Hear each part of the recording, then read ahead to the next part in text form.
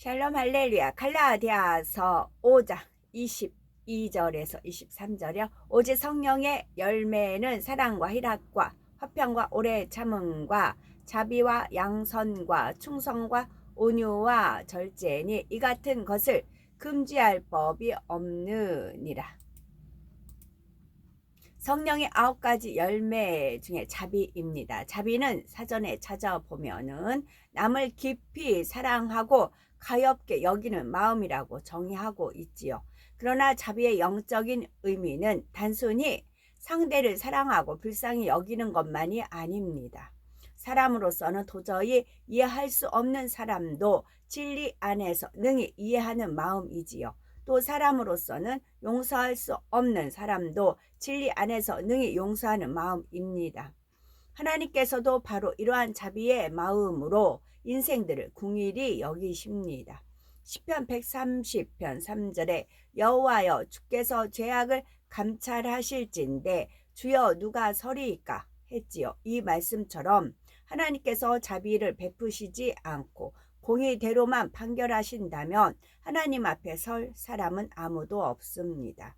그러나 공의로는 도저히 용서할 수 없고 도저히 이해할 수 없는 사람도 하나님께서 용서하고 이해해 주셨습니다. 그러기 위해 독생하신 아들의 생명까지 주셨죠. 하나님께서는 주님을 믿고 하나님의 자녀된 우리도 이러한 자비의 마음을 이루기 원하십니다. 사람들은 종종 아무리 좋게 이해하려고 해도 저 사람은 도저히 이해할 수 없다 하거나 아무리 용서하려고 해도 저 사람만은 도무지 용서할 수 없다라고 하지요.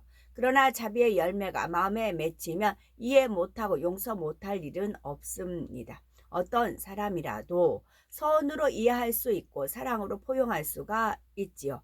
누구는 이래서 좋고 누구는 저래서 싫다 하지 않습니다. 싫은 사람도 없고 미운 사람도 없습니다. 걸리거나 불편한 사람도 없고 원수는 더더욱 없지요. 마치 어머니가 젖먹이 아이를 대하듯 모든 사람을 넉넉하게 품고 포용할 수가 있습니다. 설령 어떤 사람에게 큰 허물이 있다 해도 혹은 중한 죄를 지은 것이 드러났다 해도 판단 정죄보다 궁휼한 마음이 앞섭니다. 죄는 미워하되 사람은 미워하지 않고 상대를 이해해주며 그를 살리고자 하는 것이지요. 비유를 들면은 너무나 사랑하는 아들이 살인이라는 큰 죄를 범하고 집에 숨어 있다면 어머니의 마음은 어떠하겠는지요. 살인이 얼마나 큰 죄인지 알기에 어쩌다가 그렇게 무서운 죄를 범하였느냐 한탄하며 꾸중도 할 수가 있습니다. 그렇다고 해서 아들을 볼 때 끔찍하고 악한 살인자라 정죄하여 외면하거나 돌을 던지려는 마음은 아니죠. 불쌍하고 안타까운 마음으로 어찌하면 용서밖에 할 수 있을까 고민하지요. 심지어 어머니가 대신 벌을 받아서라도 아들에게 살 길을 찾아주고 싶은 마음입니다. 영적으로도 자비가 있으면 이런 마음으로 상대를 이해하고 용서하고 품어줄 수 있습니다. 여러 자녀 중에서도 유독 연약하여 병치레를 하고 손이 많이 가는 자녀가 있을 때 어머니의 마음은 어떠한지요?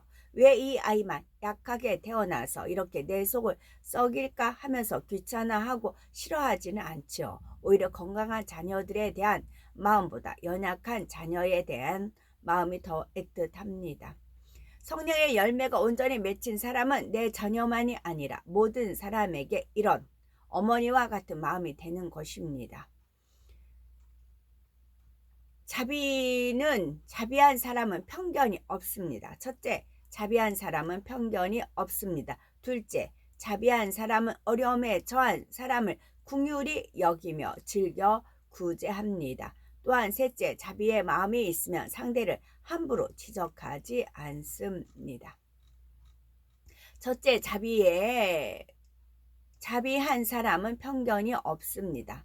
상대의 겉모습을 보고 판단, 정죄하는 일이 없지요.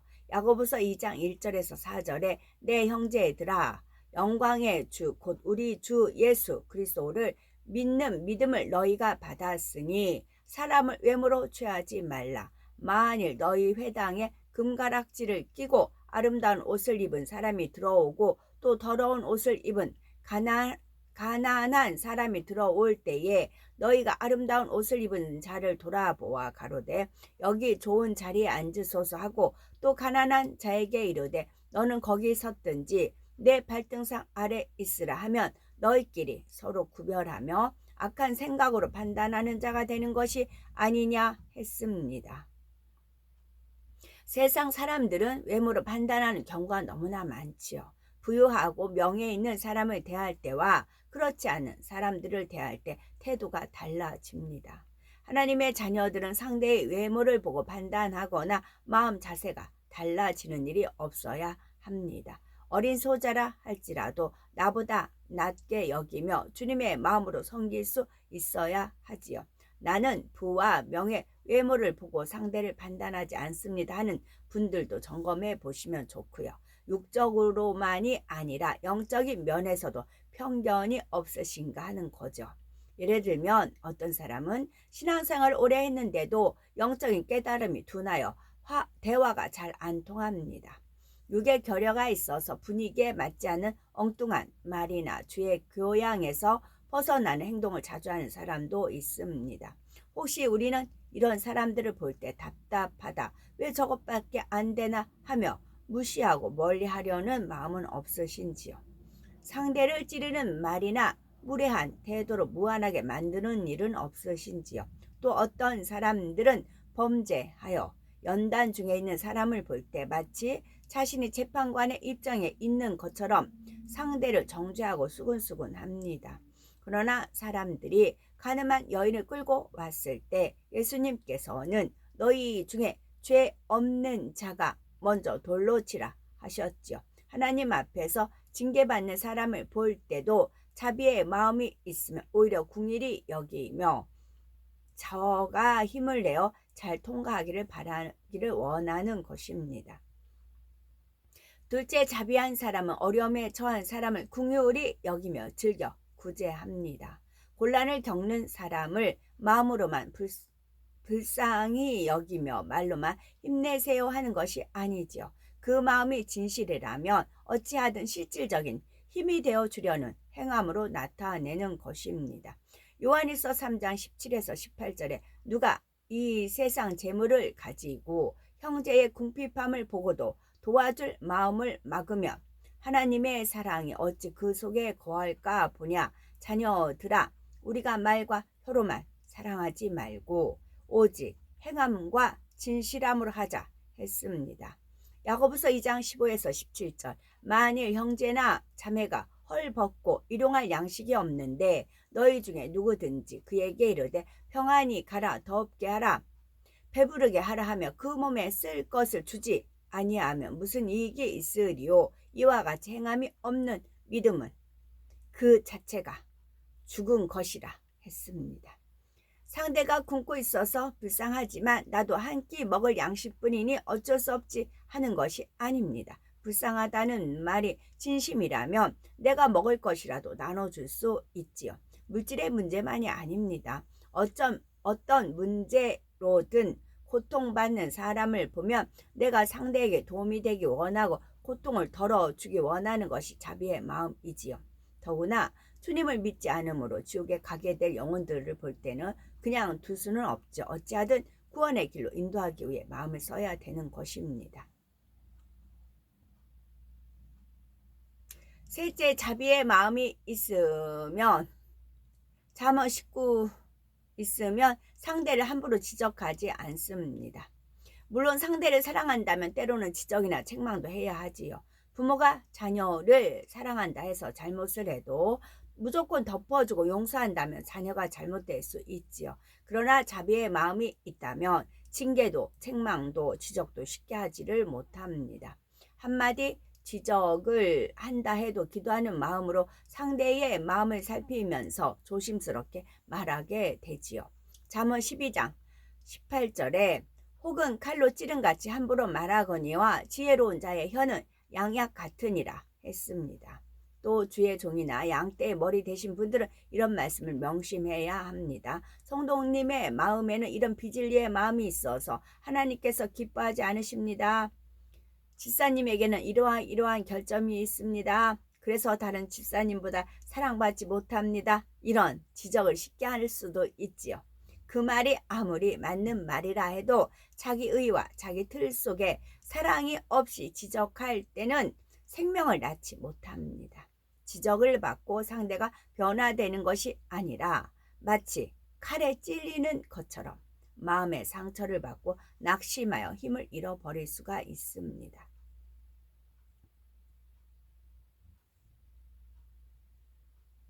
어떤 성도님은 지적이나 책망을 부탁하기도 하죠. 부족한 점을 발견하여 변화되겠다는 것입니다. 그러면 쉽게 말해줄 수가 없죠.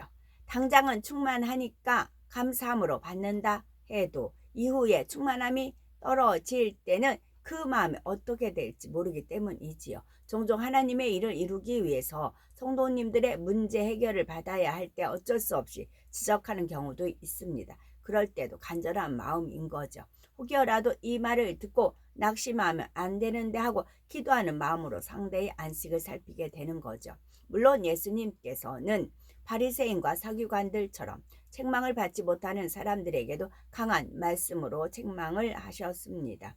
어차피 그들은 받지 못하겠지만 그 중에 한 사람이라도 듣고 돌이킬 수 있도록 기회를 주신 것이죠. 또 그들은 백성들을 가르치는 입장이었기에 백성들이라도 깨닫고 그들의 외식에 미혹되지 않게 하시려는 뜻이었습니다.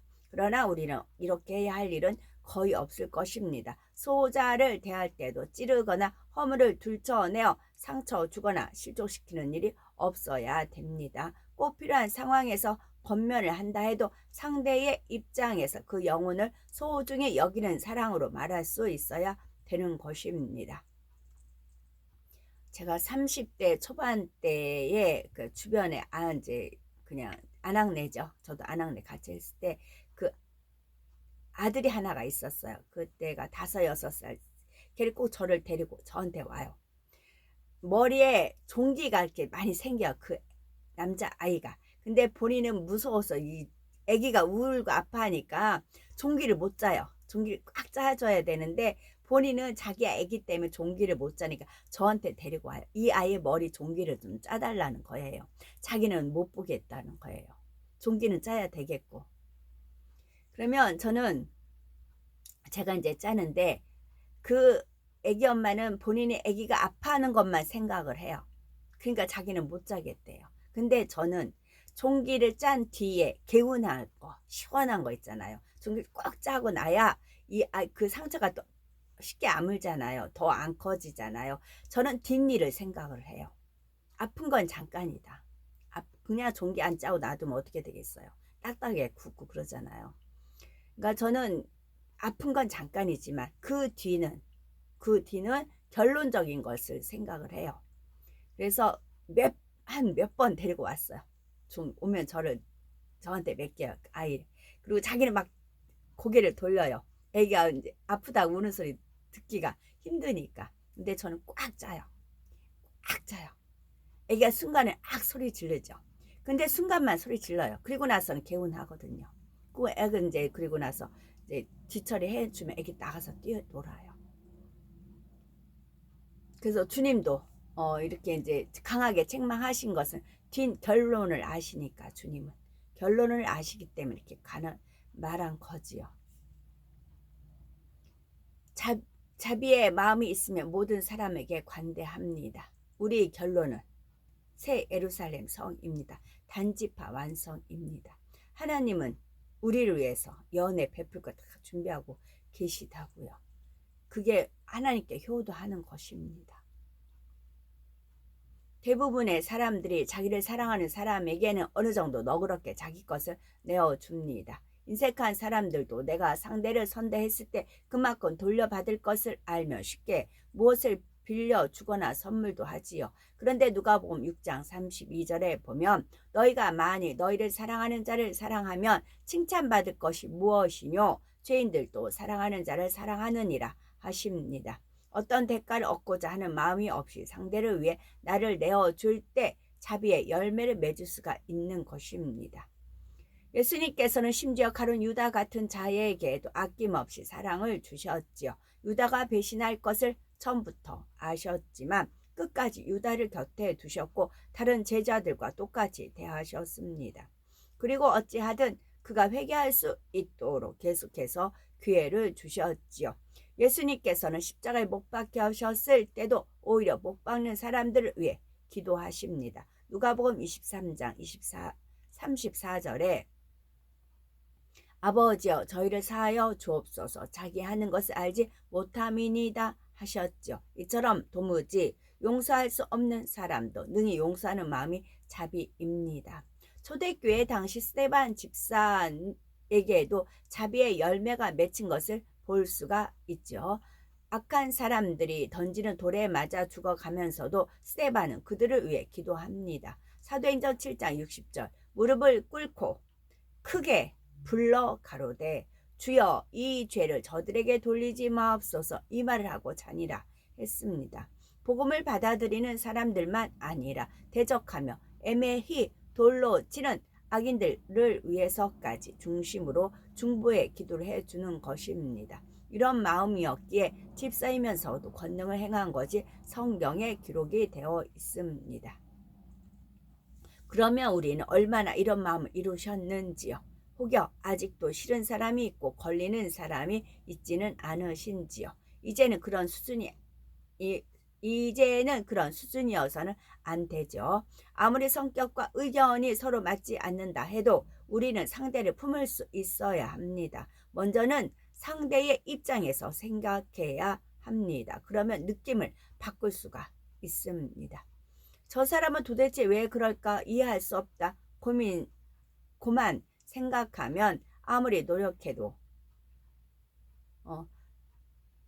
저 사람은 도대체 왜 그럴까 이해할 수 없다고만 생각하면 아무리 노력해도 여전히 감정이 생기고 상대를 대할 때는 불편한 느낌이 들지요. 그러나 저 사람의 입장에선 그럴 수밖에 없겠구나 생각하면 싫은 느낌을 바꿀 수가 있습니다. 오히려 그럴 수밖에 없는 상대가 불쌍하고 그를 위해 기도하는 마음으로 바뀌지요.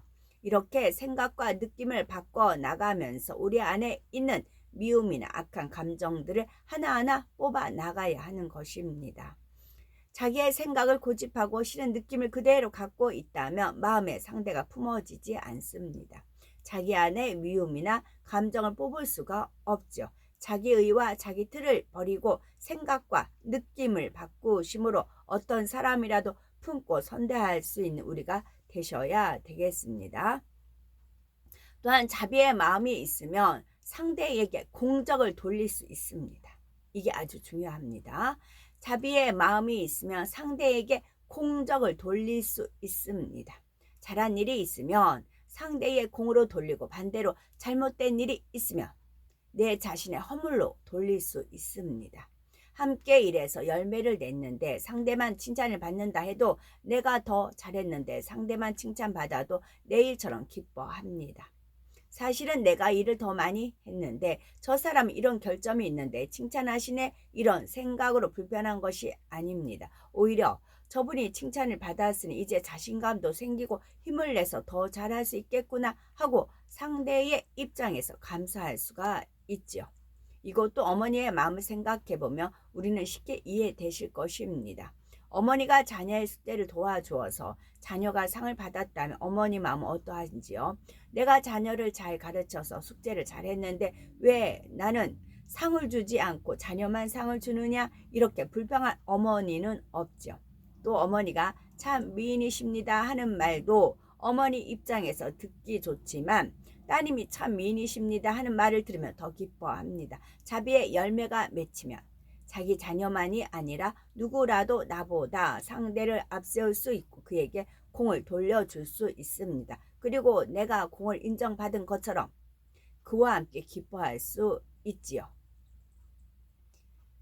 자비는 긍휼과 사랑이 많으신 하나님 아버지의 속성입니다. 자비만이 아니라 다른 성령의 열매들도 하나하나가 온전하신 하나님의 마음이지요. 사랑, 희락, 화평, 오래 참은 모든 것이 다 온전하신 하나님의 마음을 하나하나 분류해서 설명해 놓은 것과 같습니다. 그래서 성령의 열매를 맺으라는 말은 결국 하나님의 마음을 우리 네. 온전하신 하나님처럼 온전하라는 뜻입니다. 그 열매들이 우리 안에 무르익어 갈수록 하나님께서는 우리를 보실 때 사랑스러워서 견딜 수 없는 마음이 되실 것입니다.